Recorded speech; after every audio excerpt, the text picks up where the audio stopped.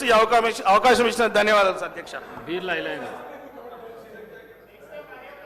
అధ్యక్ష ధన్యవాదాలు అధ్యక్ష.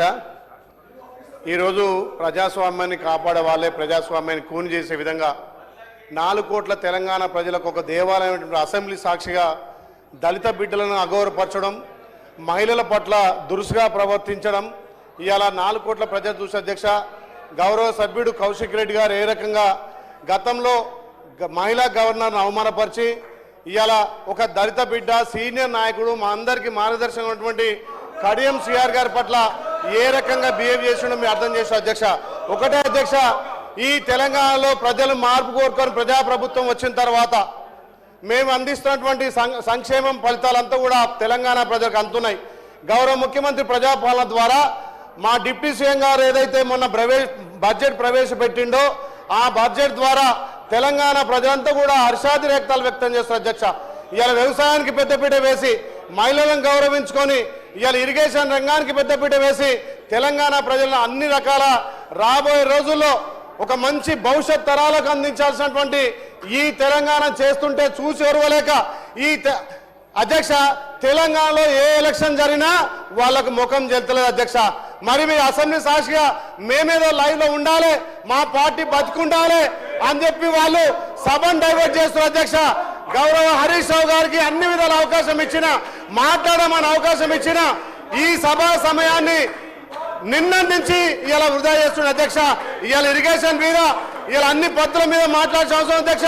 మా గౌరవ ముఖ్యమంత్రి గారికి ఒక చిత్తశుద్ధితోటి తల్లిదండ్రులను పిల్లలు కాపాడుకునే బాధ్యతగా ఆ పద్దు మీద కూడా ఇలా చర్చ పెడితే ఆ రకంగా అసభ్యకంగా మాట్లాడుతున్న అధ్యక్ష.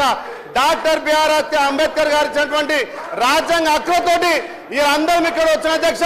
ఇంకా కూడా గడీల పాలన, ఫామ్ హౌస్ పాలన విధంగా వాళ్ళు ప్రవర్తిస్తున్న తీరు మీరు గమనించండి అధ్యక్ష.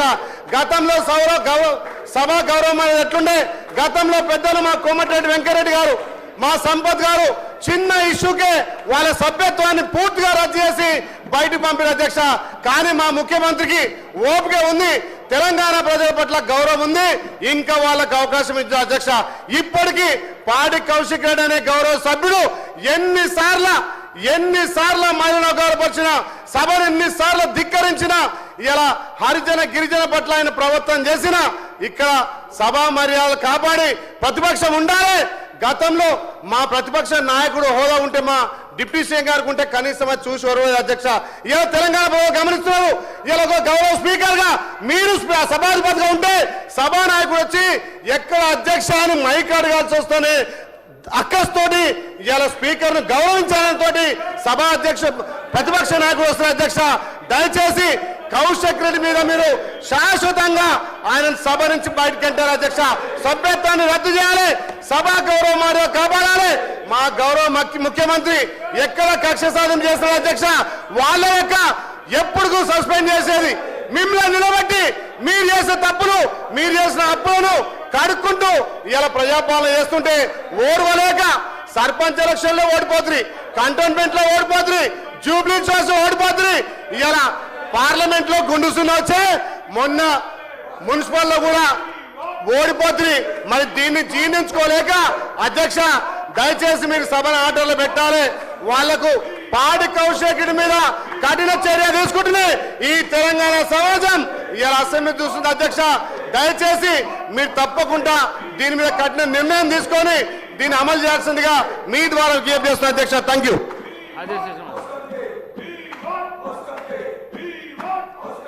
అధ్యక్ష.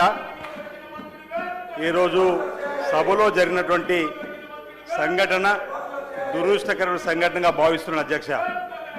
అనేక మంది శాసనసభ్యులు మాట్లాడినటువంటి వారి భావాలు, వారి ప్రాధాప్త రుజువులతో మాట్లాడినటువంటి అంశాలు మనం అన్ని కూడా గమనించిన అధ్యక్ష.